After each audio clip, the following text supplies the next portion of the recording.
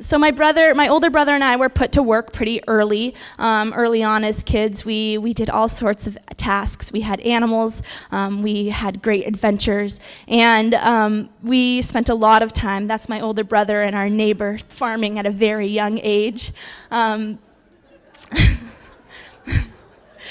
We spent a lot of time on tractors with my dad. That was my mom's number one technique to get us to fall asleep when we were babies, was to go up on a tractor with my dad. And so from the very beginning, I think all four of us kids really, really started to love the farm and feel like that was a place that was really cool. And how strange is it to be like a kid and think that what your parents do is cool, right? That was totally bizarre to most of my friends, but I was really excited. We also got really dirty, spent more time covered in mud than probably most kids, and we also spent a lot of time with our faces in watermelons. So, I think, though, the most exciting part about being raised on Full Belly Farm was the fact that we were surrounded by a really amazing community. And through all the fruits and vegetables that we're growing and the animals that we're raising on our farm, I remember one time hearing my mom say that the most important thing that we were growing on our farm were new farmers. And that was like this big idea to me that oh my gosh, do we need to grow new farmers? How do we do that? What is that idea, and how do we really even make that happen? But from the very beginning of our farm's time, my parents knew that, I think they knew that their vision, their passion, their love for farming wouldn't be able to continue unless there was a next generation or a new wave of people who had that same amount of love for farming that they did. So we've always had educational programs happen at our farm, and we start them young, in 3rd grade, and this is really fun. They come and spend a couple nights at the farm, and they get really excited about milking cows. They get really excited about collecting eggs from chickens, about picking potatoes, and we also have an internship program.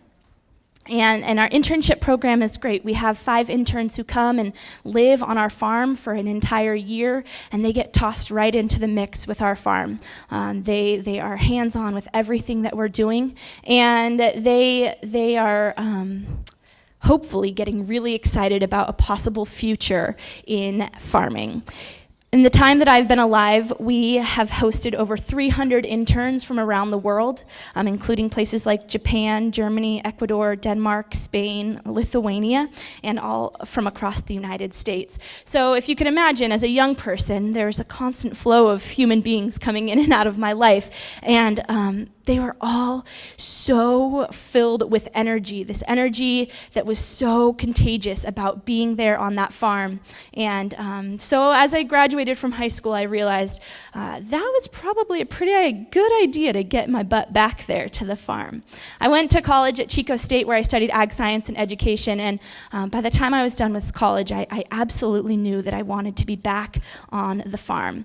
The reason number one for wanting to do that was because my parents and the farming partners there did a really good job of creating opportunities for us on our farm. These opportunities came in the form of allowing us to explore our own passions and excitements, and that was something that was really great. For me, I saw my parents work really hard, and I wasn't sure that I wanted to be up on a tractor 6 days a week, sometimes 7 days a week, but I knew that I loved teaching people about the farm. And so when I graduated from college, I wrote my own job description, which if you ever have a chance to do that, I highly recommend. And I decided to move back to the farm, where I became the outreach and education coordinator. And that was a really big step for me, to not only create my own job, but also to feel like I had a home there at the farm. And I've just finished my 3rd year there at the farm, and it's something that I'm still so excited about doing, and I really believe in that I'm there for a really good reason. My older brother and his wife now are at the farm as well, and they are excited about cooking with food and bringing people to our farm for events and experiences. And so there's been opportunities created there, and this summer we hope to break ground on a processing facility on our farm so that they can too have a home there and feel like what they're doing is something that they love, and they're able to incorporate our farm and our farm's missions into what they are really excited about doing. So it's an exciting time to be a farmer, a young farmer or a new farmer, but I also think it's a really exciting time to be an old farmer or an experienced farmer. Experienced farms, and what we've really found at Full Belly is that experienced farms can be a real model of success. And so that's one thing that we've tried to do, especially when we have interns or tours come there. We try to show them that farming on a scale of 300 acres or 30 acres or 3 acres can really work as long as you have it set up in a way that's going to be successful. So we think of the model of success at Full Belly as sort of a 3-legged stool, right, that couldn't stand possibly without all 3 legs being there and really being present. Those 3 legs are the ecological, the financial, and the social success that we see on our farm. And so we really try and model social success in ways that make farming fun. And we do that by trying to hold contra dances. We have craft nights every Tuesday night on our farm. We try and gather all of the young farmers in our community together on occasions to celebrate what we're doing. And we also have a really big party at the end of our harvest called the Hose Down Harvest Festival, which I highly recommend you all come to. The financial success comes with thinking in creative ways in terms of marketing. When my parents came and started this farm, they knew that they couldn't just be farmers. And many of you probably know this, that in this day when we're trying to think about markets and how we're getting our produce to consumers, we can no longer be just farmers.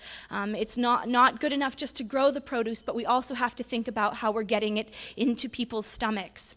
And so we've had to figure out ways to do that are creative, that are by no means like totally outside of the box, but that work with a farming strategy that we really enjoy doing.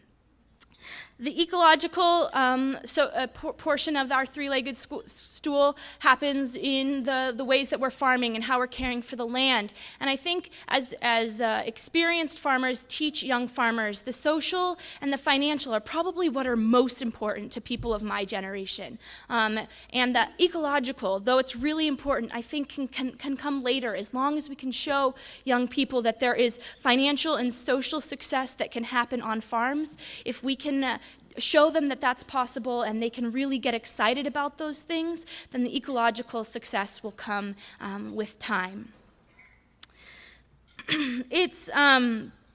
The toolbox for farmers is really changing. When I came back to the farm, I brought with me a whole bunch of skills that my dad likes to laugh at, like I know what Twitter is.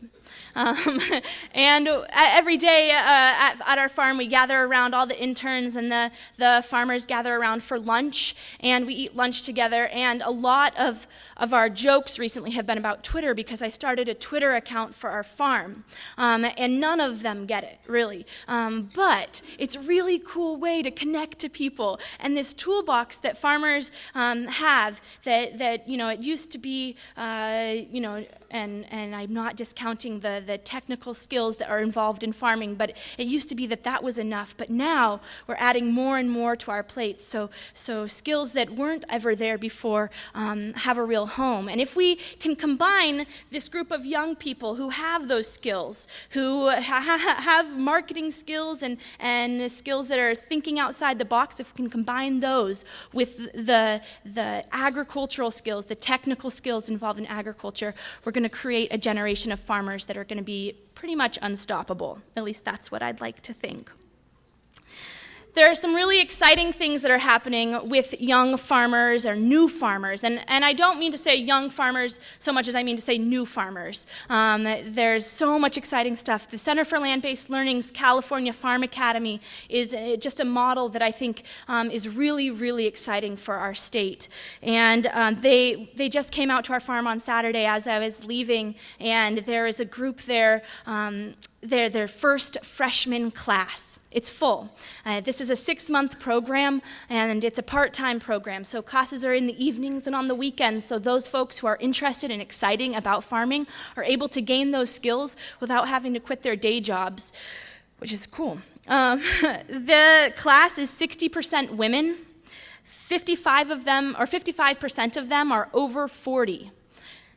30% have no farming background, and 90% of them have dreams of farming less than 100 acres. So hopefully we'll see them all here at the Small Farm Conference next year. Programs like this and internships and opportunities on farms are where new farmers are born, and I just think that if we can, as experienced farmers and farmers who have those technical agricultural skills, if we can help blend those with the generation that might have different skills than those that we come to the table with, we're really going to be able to create something pretty exciting. There has to be a willingness to share, though, and I think that that's been something that's been a struggle for our farm as we, the young farmers, come home, and now there's 3 of my 4 siblings are home. My younger sister's just a sophomore in college, and she's kind of the wild card in the family. Nobody's really sure what she's going to do. But 3 of us are home at the farm now, and so we come every morning to work, and we're all so excited to do something new. And I think it throws my dad and mom and the farming partners off a little bit because they're not quite so used to all this youthful energy. But when we get really excited about things like building new chicken tractors and adding 1,000 more hens to the flock, or about building a new processing facility on our farm so that we can process tomatoes that would otherwise get fed to our animals. There's a lot of thinking that has to happen and a lot of handing over the reins. And I've just been really blessed to grow up on a place that has that willingness to share and the openness to let us come back to the farm. The interns, we talked about the 300 interns who have found a place on our farm. Over 50 of them have gone on to find and start their own farms. We have an intern whose name is Yuzo, who's from Japan, and he's now farming and doing a lot of good work in a region that was just recently struck by the tsunami. His work there is so important. Tom and Susan, who were interns on our farm, they had their first daughter. She was born in a yurt on our farm. Probably shouldn't say that. They now farm in Alaska, and they have started a CSA in Alaska that runs through the summer months. Jack and Jenny, they also had their first child born on our farm. They farm now in Minnesota and have one of the most successful small organic farms in Minnesota, selling to stores in Chicago and Minneapolis and St. Paul. And Mike and Emily, who are 2 interns on our farm, they now farm in Oklahoma, in a region where there are no other organic farms. And they are doing something that is making people change the way they eat. So these young farmers who come to our farm to be interns, they are so excited, and they are really willing to work hard. And I think that's all that we can ask of them. So I just want to say thank you so much for having me here. It's been a real pleasure, and I look forward to chatting with most of you, hopefully all of you, as the days go on. Thank you.